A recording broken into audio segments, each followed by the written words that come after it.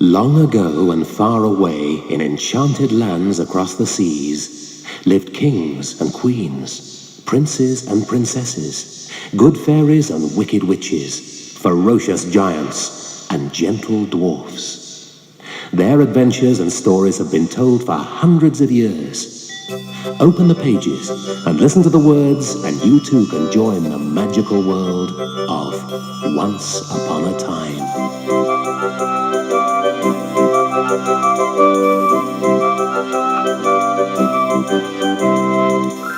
Little Red Riding Hood.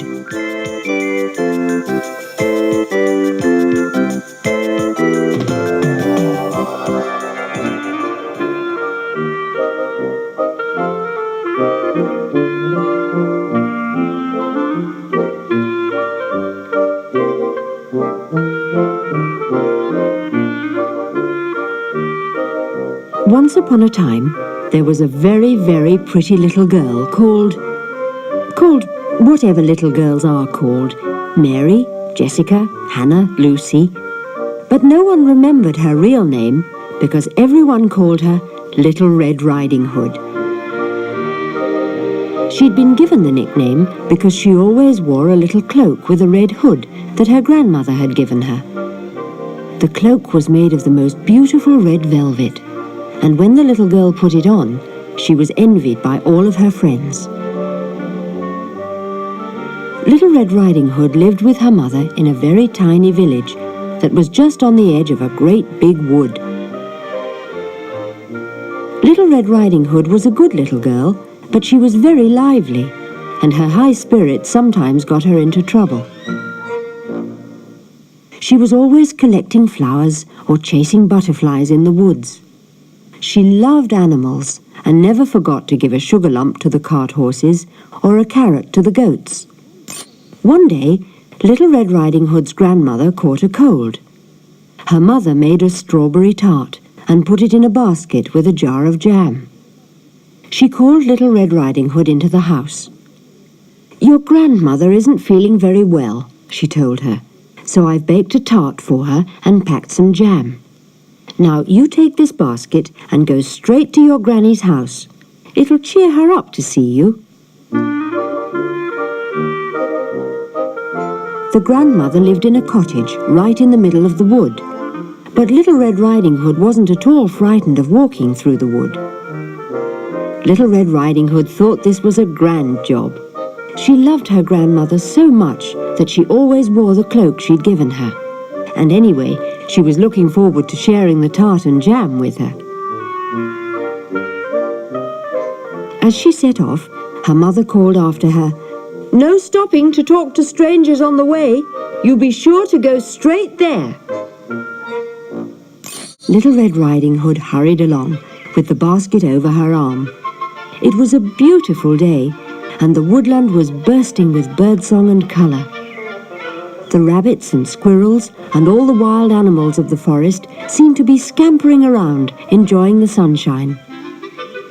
The little girl had never seen so many gorgeous butterflies filling the air, but she kept her mind on her task and didn't even stop to admire their pretty colours. She certainly didn't want to disobey her mother, so she just kept going, not stopping even when she began to get an empty feeling in her tummy.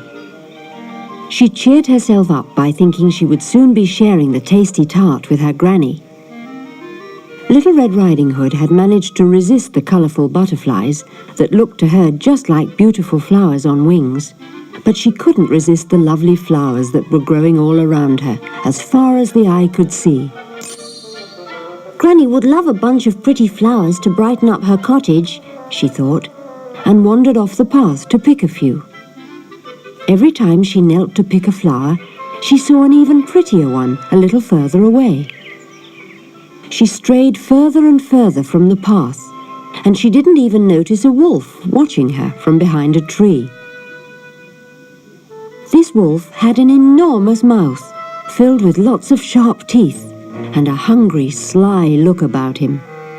He licked his lips when he saw the pretty little girl gathering flowers. The wolf knew he looked frightening, but he was crafty, and thought to himself, I'll be polite and friendly, so as not to alarm this tasty-looking little girl.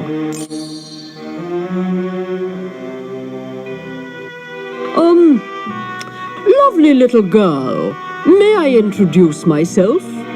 The wolf asked Little Red Riding Hood. A big bad wolf at your service. Little Red Riding Hood remembered her mother's warning and told the wolf firmly that she never talked to strangers. But I'm no longer a stranger, replied the crafty old wolf. I've already told you my name. Now you should tell me yours. Little Red Riding Hood thought about this, and then she told him her name. She forgot all about not talking to strangers, and she told the wolf where she was going and who she was going to see. As soon as the wolf found out where the little girl was heading, he thought, "If I'm very clever, I might be able to eat Granny for my tea as well as this tender little girl."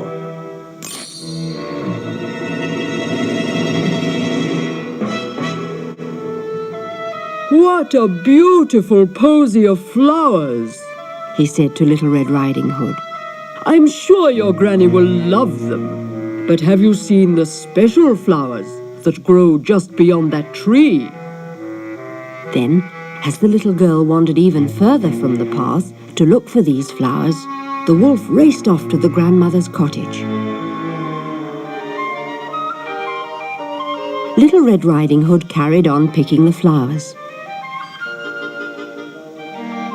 "How very kind of the wolf to tell me where the special flowers are," she thought. Little Red Riding Hood had got herself into a fine mess. Without realizing, she had fallen straight into the wolf's trap. Of course, the greedy wolf wasn't interested in the flowers at all. He just wanted to be sure he reached the cottage first, so he could wait for the little girl and give her a nasty surprise. The wolf soon reached the old lady's house, where he began to put his plan into action. He knocked on the door and called out, "It's Little Red Riding Hood, Granny." The grandmother was suspicious. That wasn't her granddaughter's voice. But the door was open, and before she could even call out for help, the wolf came in and swallowed the poor old grandmother whole.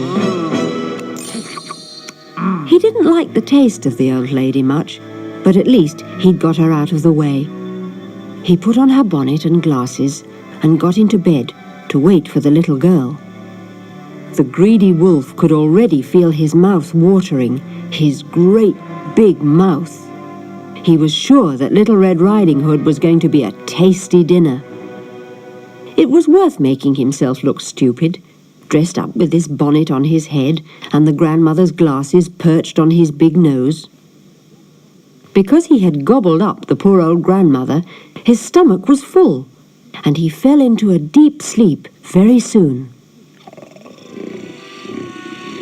As soon as he was sleeping, he started snoring very loudly.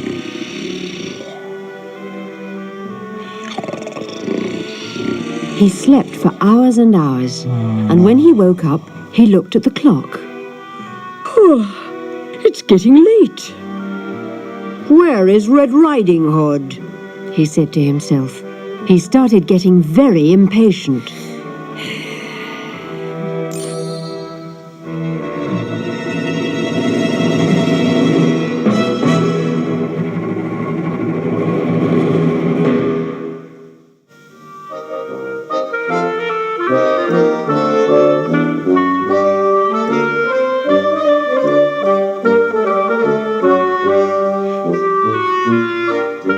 At last, Little Red Riding Hood, who had completely forgotten about her meeting with the wolf, knocked on the door of her grandmother's cottage. "Open the door, Granny. It's Little Red Riding Hood, your granddaughter," she called out. Come inside, little one.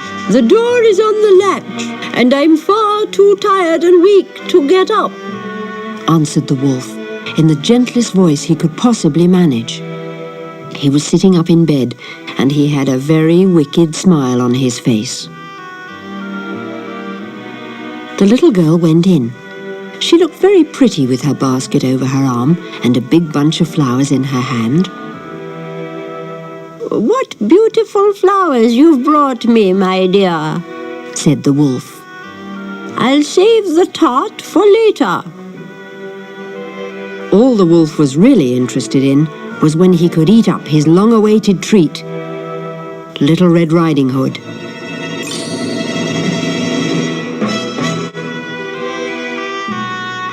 He fidgeted under the covers, but he didn't want to frighten the little girl away, so he stayed calm and put on a good act. "How are you, Granny?" asked Red Riding Hood. Ill, very ill, Answered the wolf feebly. I have a cold and keep sneezing. "What a strange voice you have, Granny." Said Little Red Riding Hood. My nose is blocked up because of my cold. Explained the wolf. "What big ears you have." Little Red Riding Hood pointed out, noticing the wolf's ears sticking out from under the bonnet. And that's not All that's wrong with me, replied the wily old wolf.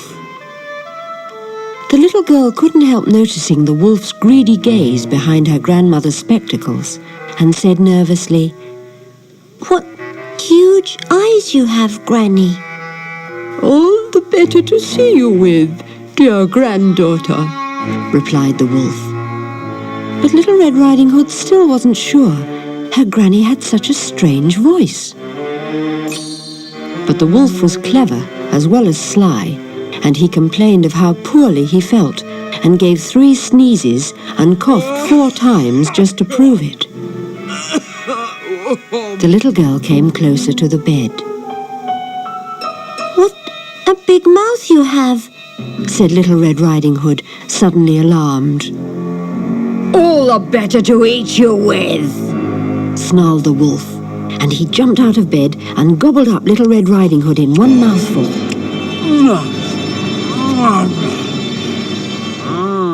Now he was completely full up, and he fell fast asleep.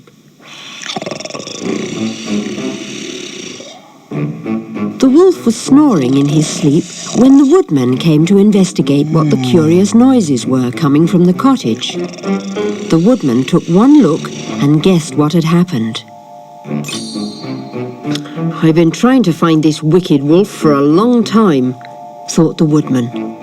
And if the old lady's disappeared, I've an idea where she is.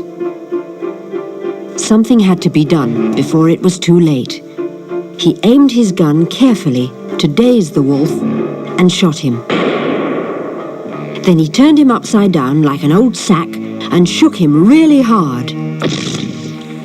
Out of the wolf's huge mouth fell Little Red Riding Hood and her grandmother.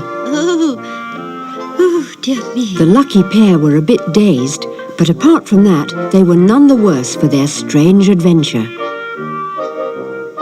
"Thank goodness the greedy wolf swallowed us whole and didn't take any time to chew," said Little Red Riding Hood.